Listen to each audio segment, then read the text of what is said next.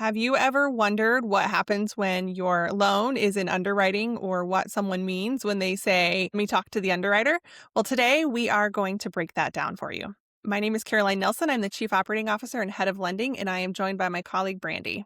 Hi, I'm Brandi Szymanski. I'm the Rural Lending Manager with Community Investment Corporation. We're really excited to be here with you today. So, Caroline, I got a question for you. Why did the underwriter bring a flashlight to work? That's a great why, Brandi. I don't know. Because they were tired of everybody saying the lending is a black box and they wanted to shed some light on it.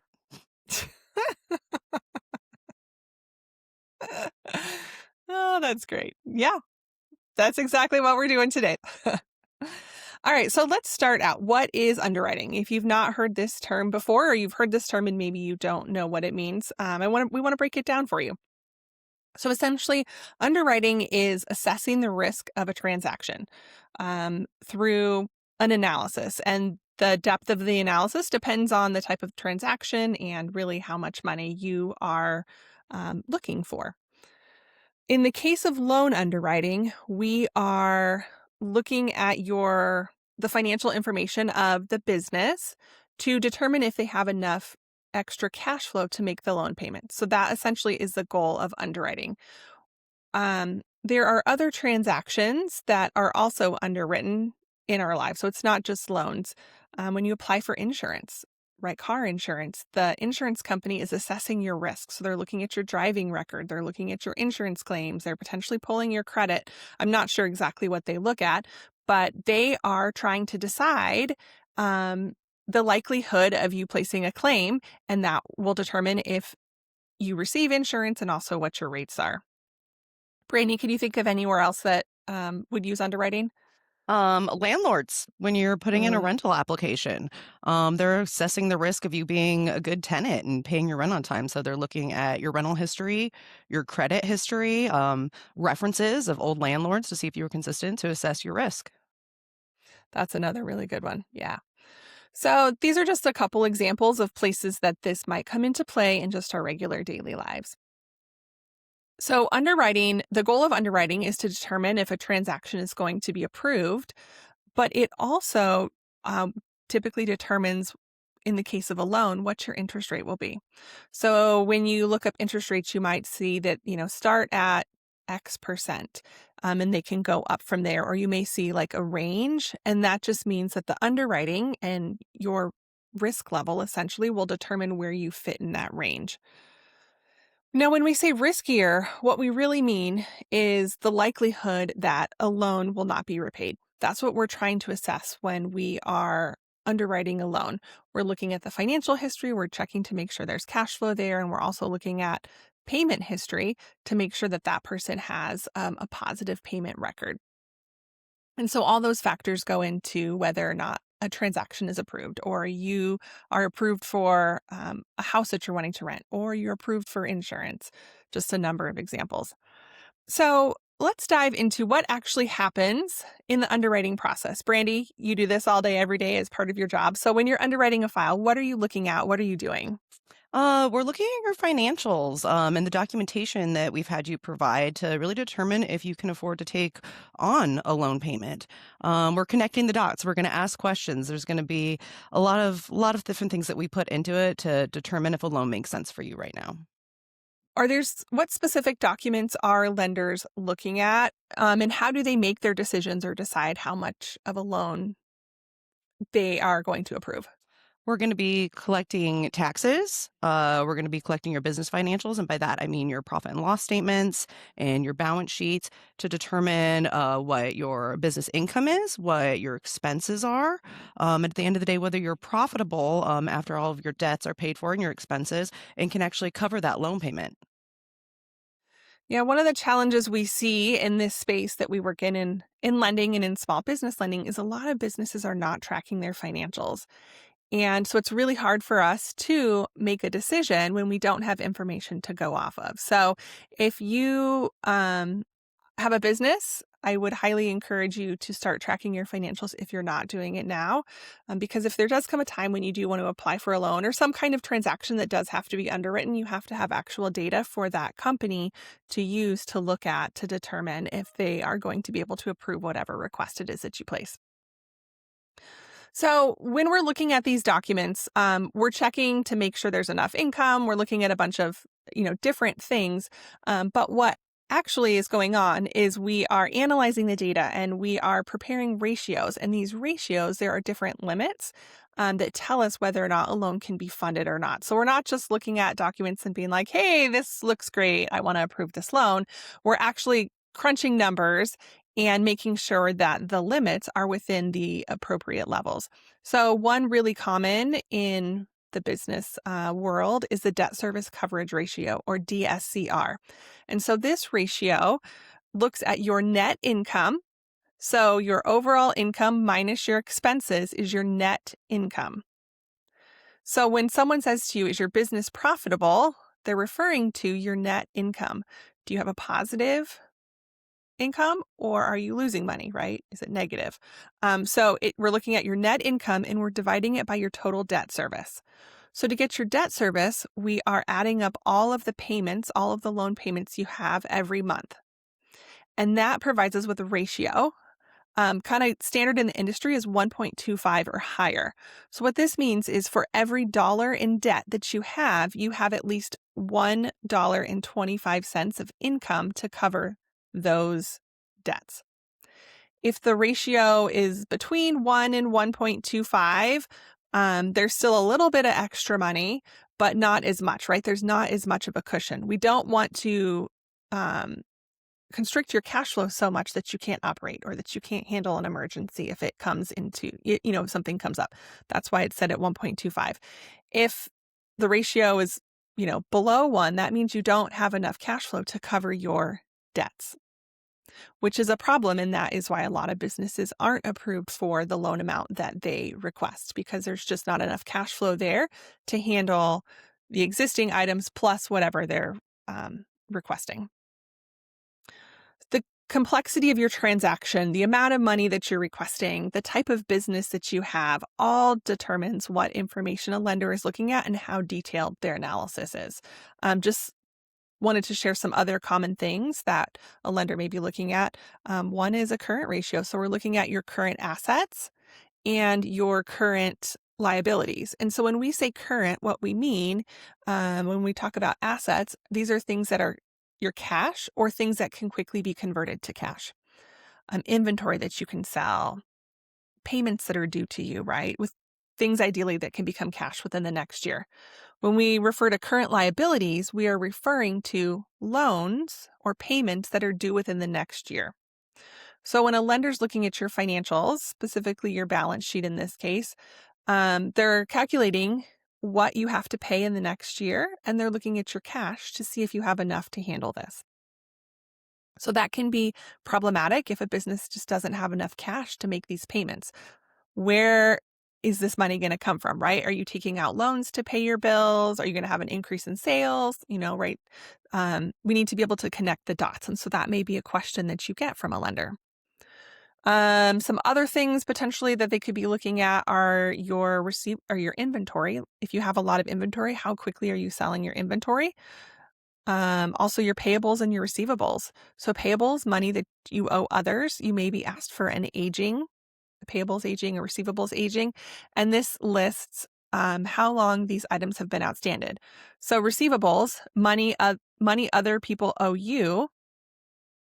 So if you've extended things on credit, let's say, like how quickly are people paying you, right? Within 30 days, 30 to 60 days, 60 to 90 days, 120 days, right? Like of the overall money that is owed to you, how far out are people waiting to pay you? Because if that's really long, if we're saying, 4+ months, all this is outstanding, the likelihood of you collecting that potentially is slim. And so that can't be used to we're not certain that those funds are going to come in, and so we might not be able to include that in our calculations. Are there other things that you can think of that we're looking at that would be important to mention? We're looking at credit history as well. That tells us a lot about your character, how you've dealt with debt in the past, and what kind of balances you're carrying with credit cards, vehicle payments, mortgages, anything like that, to figure out what your total monthly payment in debts is every month, and if you're current on those payments. Yeah, that's a really important one.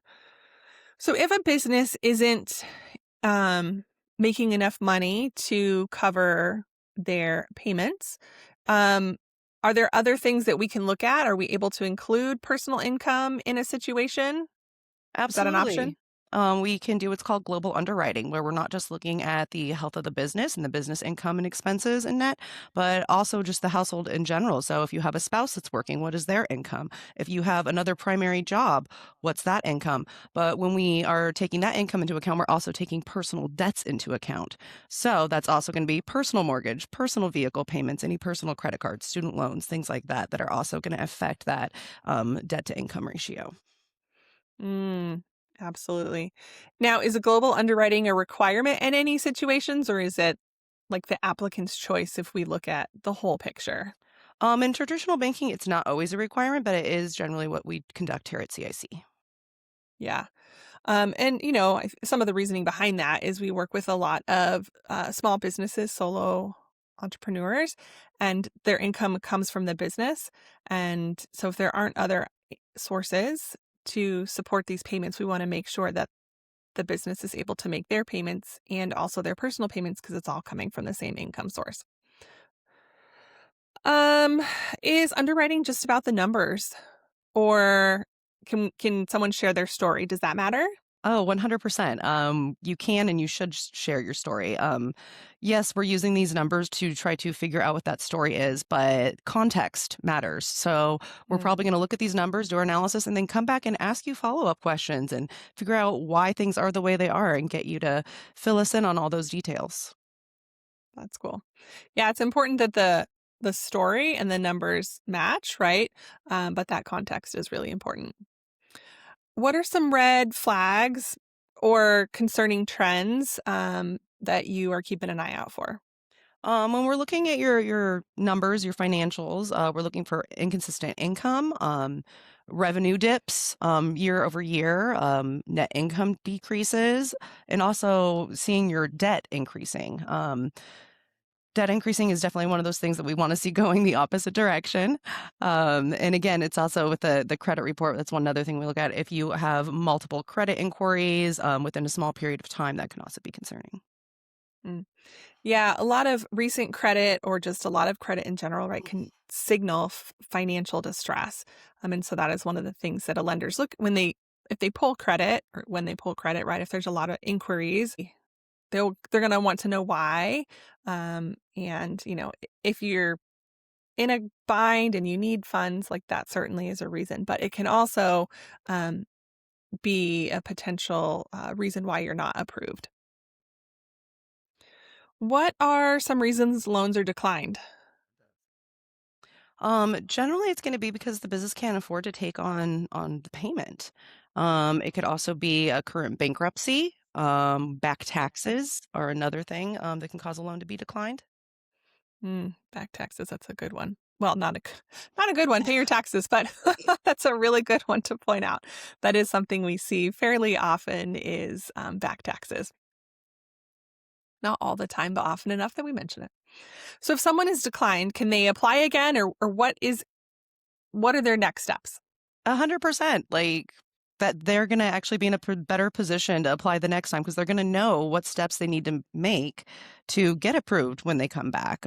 Whether that's I need to pay down certain debts, so my debt to income ratios look better. I need to work on increasing my sales, so my revenue growths are showing on the underwriting.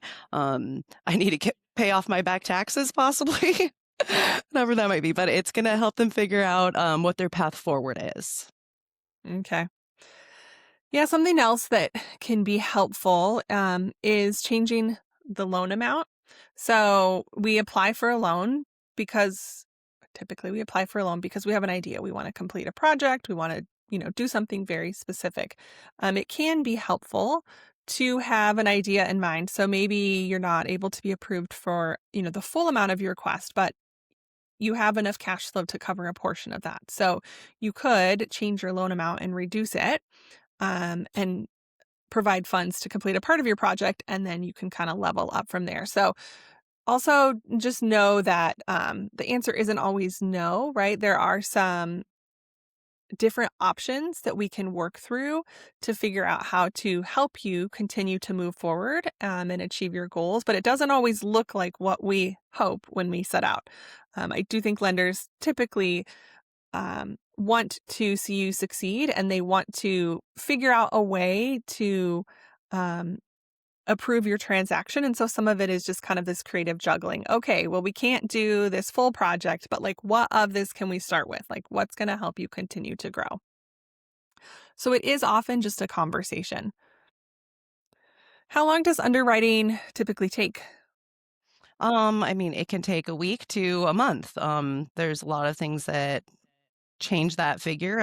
Having your documents in place, being able to be consistent with the lender you're working with whenever they're reaching out and asking questions is going to help things move along a lot faster. And it also depends on the complexity of the loan, and of the business. Hmm, good point. So make sure, if you're applying for a loan, that you have time in your schedule to work through the process. In our personal lives, loans are a little bit easier, right? Like if you apply for a car loan, you provide your W-2s or your taxes, they pull your credit and they make a decision. Like that's really pretty painless overall. A mortgage is a little more complicated. But in the business world, it's different. Um, the lender is looking at a lot more documentation than in our personal world, and it just takes a lot longer. We don't have information as easily accessible as we do in our personal lives for our businesses. And so it is going to take longer. The lender's likely going to have questions. They may need to work through a situation with you, as we just talked about. So make sure that you have time in your schedule to answer those questions, to provide other documents to work through this, because your responsiveness does also influence how quickly they can approve a transaction or make a decision on a transaction. Are there ways that someone could speed up the underwriting process? Like anything a business could do to make it go faster?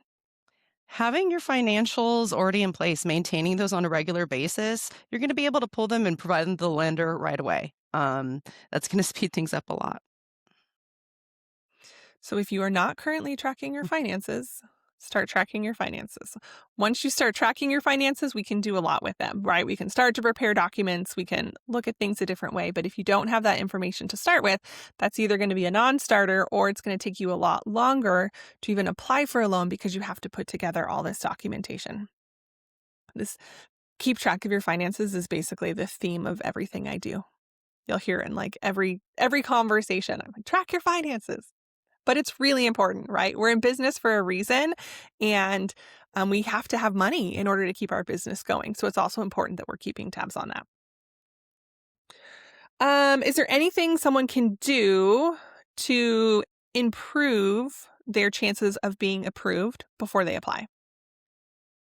Um, like I said, maintaining those finances, having a plan in place, before you apply. You really need to think about exactly how much you need and exactly what it's for.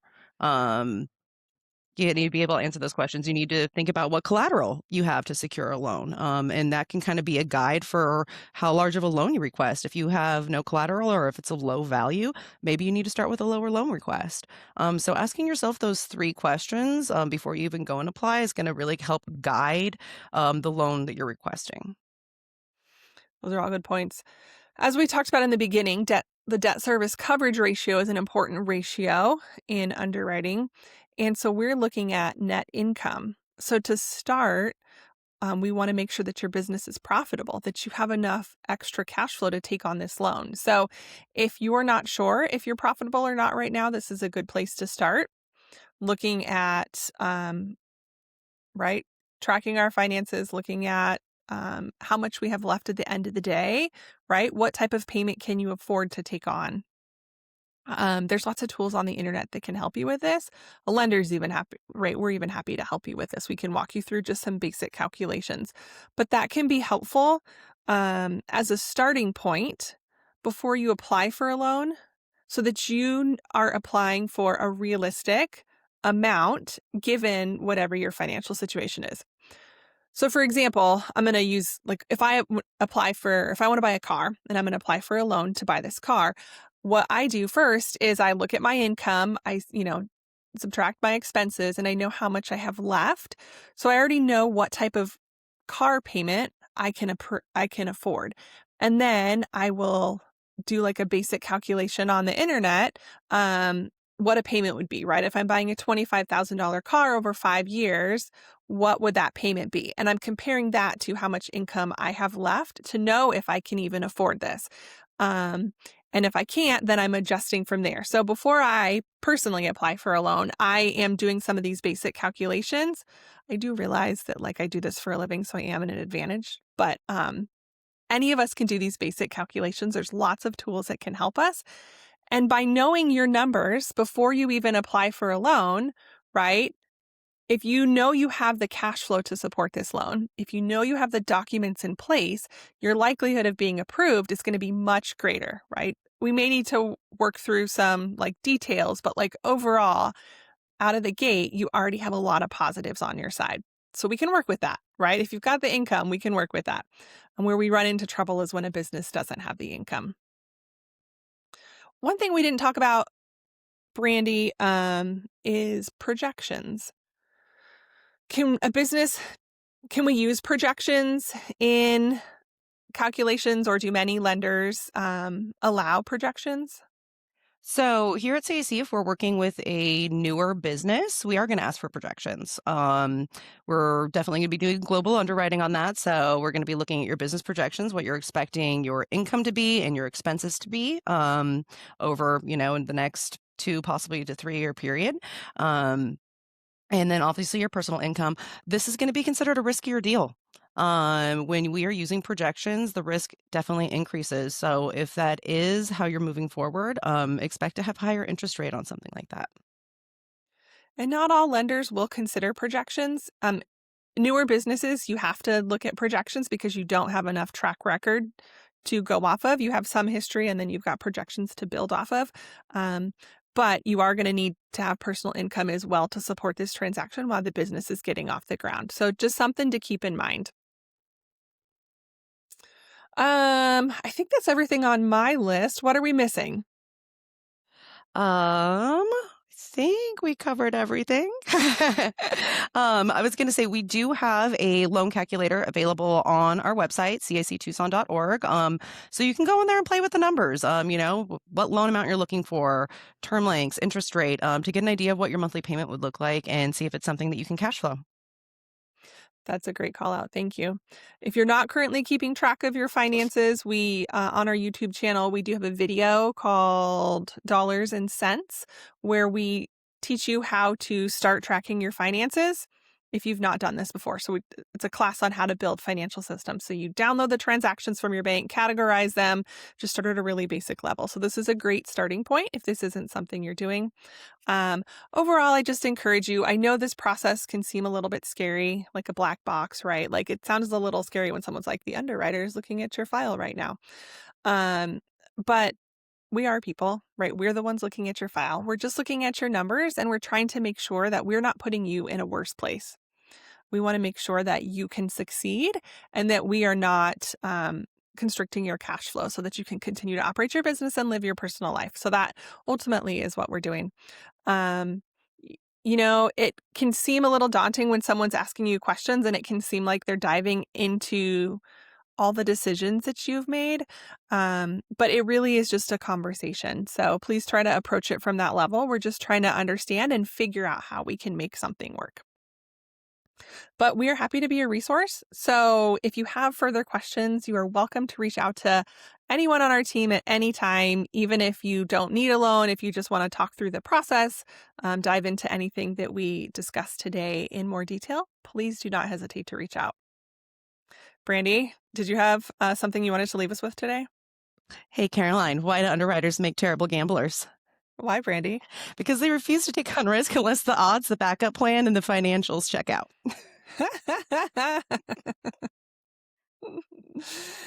These are great. I kind of track that.